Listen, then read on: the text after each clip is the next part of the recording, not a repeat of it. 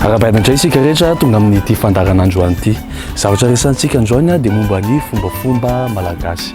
Andeha anontany olona indray isika miaraka amin'ny Orange. Lasa indray ary ity. Inona fahafantaranao an'izany hoe takamoa zany?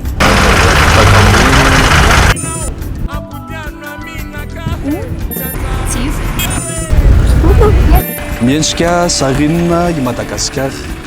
Miendrika tongotra.